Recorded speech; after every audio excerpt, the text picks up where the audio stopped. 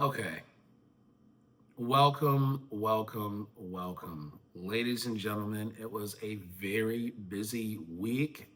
Beginning of the month last week. Obviously, you can hear the tone in people's voices because allergies and pollen here in Georgia are destroying lives. But nonetheless, we still have to do what it is that we need to do. And unfortunately, there was some absolutely horrendous shit that happened leading into the weekend. I'm quite sure everybody has already heard about what happened in Frisco, Texas at a track meet. Um, Absolutely wild story because number one, who brings a knife to a track meet on a Wednesday? Which is exactly what we are going to talk about because there has been a lot made of right and wrong comparison and contrasting the differences between this Negro and, of course, somebody was a huge Denver Nuggets fan, Carmelo Anthony, against this young victim, Mr. Austin Metcalf, right? And this is absolutely a tragedy. It doesn't, both of these kids are going to be gone forever, right? The kid who was the victim of somebody else's poor decision making in the heat of the moment. I mean, as well as the perp in this instance. And the one thing that I really, really appreciate the grieving family for is not letting other people politicize what exactly is going on. And with all due respects, that's exactly what I'm going to try to do here today. However, we need to get some of these things out of the way, which is we're going to talk about another controversial, highly politicized case, which was not that long ago. I think it was in the midst of everything that was going on when everybody was supposed to be inside. Remember the Rona? Remember that? Yeah, not that long ago, 5 years ago, right?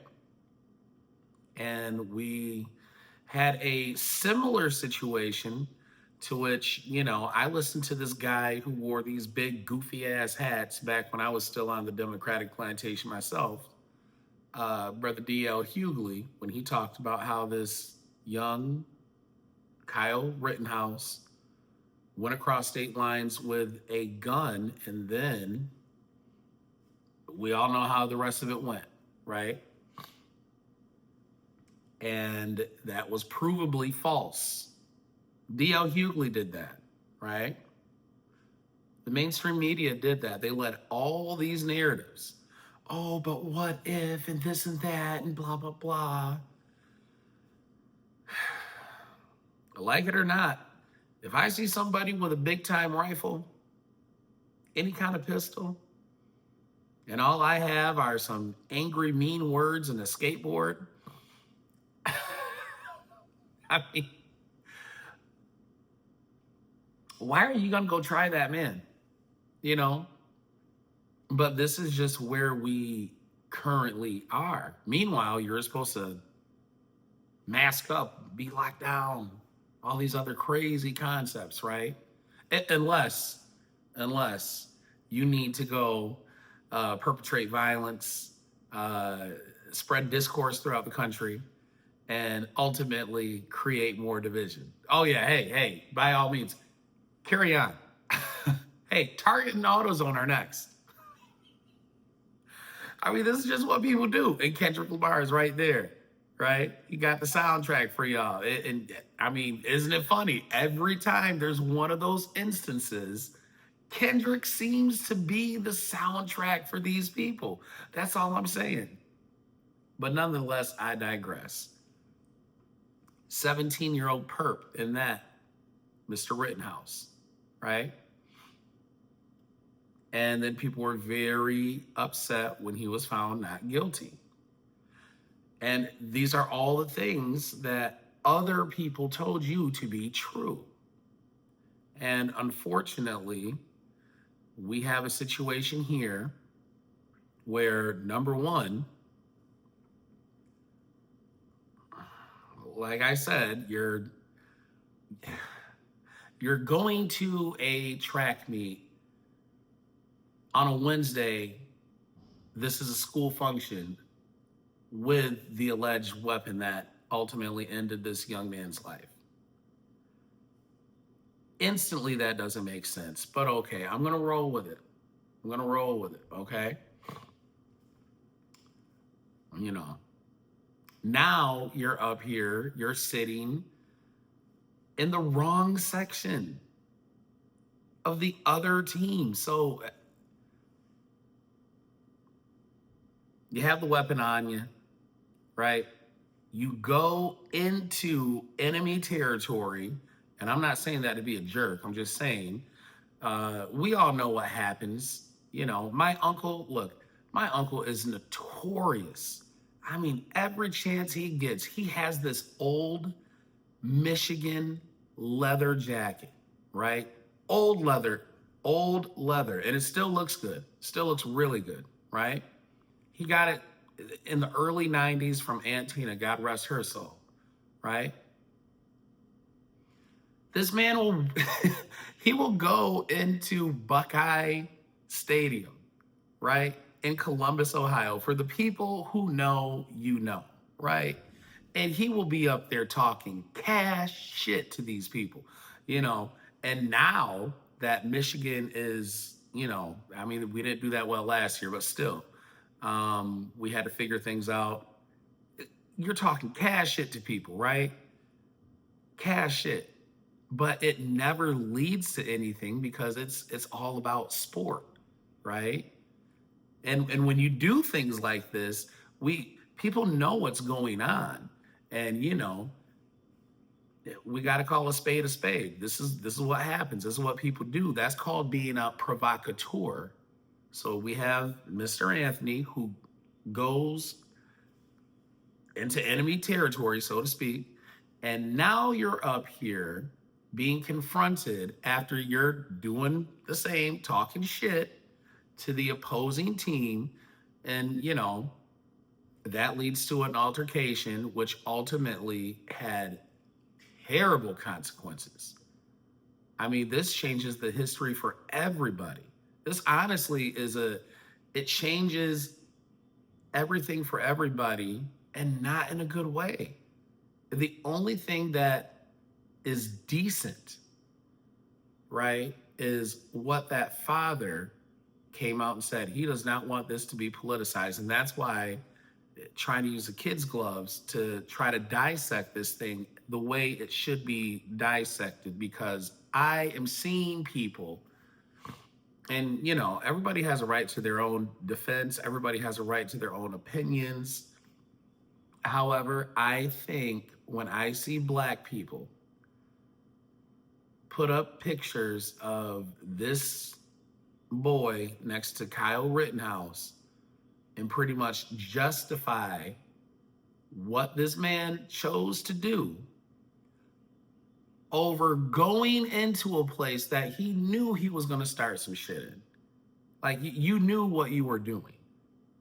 Let's get that all the way out the way. Like I mean, and now you're trying to fall back on, oh my God, it's self-defense. No, not if you're not if you're the provocateur. You cannot provoke a situation, right? And the main reason why I'm saying this is because people who carry weapons, me, right? People who, when you get licensed to carry and things of this nature, There's certain things that you instantly know, hey, you know what?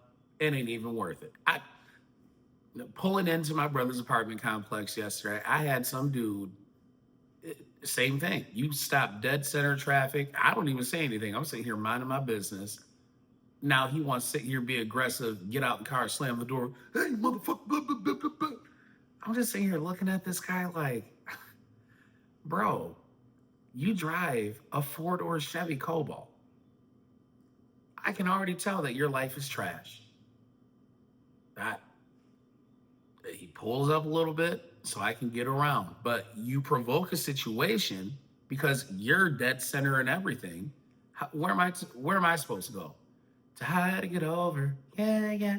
Looking under. Yeah, yeah. Stuck in the middle. That was me. That was me. Because of somebody else's dumbass decision. But now this man gets to come out. Hey man, what the fuck is your problem? Right? And here we are. And that sounds like exactly what this young man did.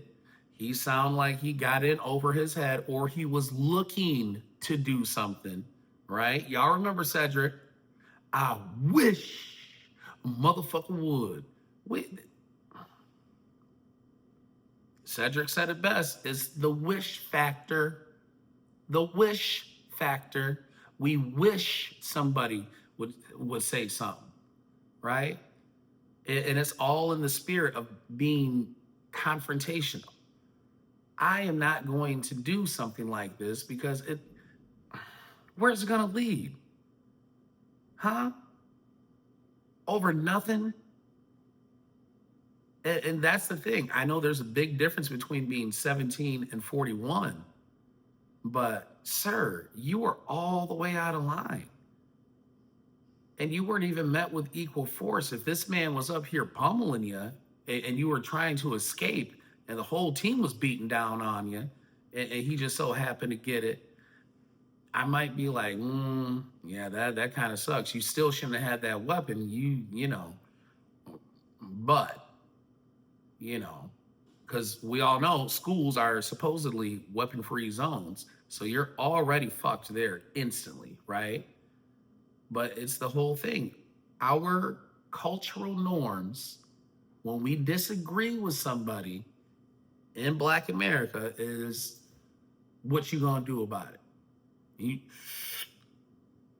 you swell up. You want to sit here and puff your back out like the cobra and shit like that. Like you want to start showing teeth, start barking at people DMX style. Most of you niggas can pinch your fingernails now. It's here. Sound like a little chihuahua with emphysema, but we supposed to be afraid of that, right? Because here's the thing: if you was that tough, buddy, you probably would have been out there anyways, because you ain't got no hands. That's why you needed the knife. Because you're probably a little bitch, right? And that's most of these Negroes now. You gotta look at who's raising them. Daddy is bringing them to prime in their fucking dresses, right? Yeah, yeah, yeah, I said that, you know? And that's just the whole thing. Like, guys, just keep it a buck. This situation was so easily avoidable. But the one thing that I am absolutely disgusted by is people in their own biases, right? And you just act like this is just so normal because, hey, they do it to us, we're going to do it to them. And you know what? I get it to an extent. I really do. But you do realize that Malcolm X would have got all you niggas killed, right? There is nothing wrong with defending yourself in the commission of a violent act. If somebody's gonna perpetrate violence upon you, absolutely. But all this other shit, hey man, they do, I'm gonna do that, I'm gonna do, yep, and guess what? It ain't gonna go the way you think. There's way more of them than there are of us. There's 20 million of us missing, and it's largely due because of your mothers, right? The next half of people that's missing are either incarcerated because they were unaliving your brothers and sisters, right? And there you have it. I mean, My whole thing is this: where is this energy for the people that we know who are doing this shit in the community, right? You got everything to say. You will fucking march. You'll do this. You'll do that. White this, white that. We need to boycott this. I'm gonna go burn down another Target because I'm not being heard. Ah, white supremacy. Meanwhile, most of you niggas got white grandmothers and all this other shit. Half of you niggas got kids with white girls, right? And then you defend something like this. The worst part is everybody else sees this dumb shit. Guys, you have got to call balls and strikes the same for both sides. This right here is an absolute tragedy. This right here, absolutely. This young man could have been something, and the perp could have been something too. We both lost out. This isn't this is not a white or a black issue. This is a humanity issue, right? And the thing is that we need to start at home because we kill each other at will all day, every day. And it's perfectly normal. Oh, well, right? All the time, all day, every day. And you only care in certain instances. Like, come on, man. And this is exactly why. Look, I can't be a part of it. I mean, everybody, I wish there was a place I could turn in the black card. Because guess what? I don't need it. I don't need it. I don't want it. I don't want to go to the goddamn cookouts no more because it's always some nigga shit that's ready to pop off. And make no mistake, I am proud to be black. But much like Chris Rock said, there's two different kinds of black people. You have black people and then you have niggas. And the niggas have got to go because niggas have made it possible for dumb shit like this to happen. And then guess what? Y'all want to go sit here and start justifying and beatboxing for people. Racism, oppression, white supremacy. Man, these were two young ass kids. These niggas were born in the 2000s, right? During the goddamn financial crisis. What the fuck are we even talking about right now, right?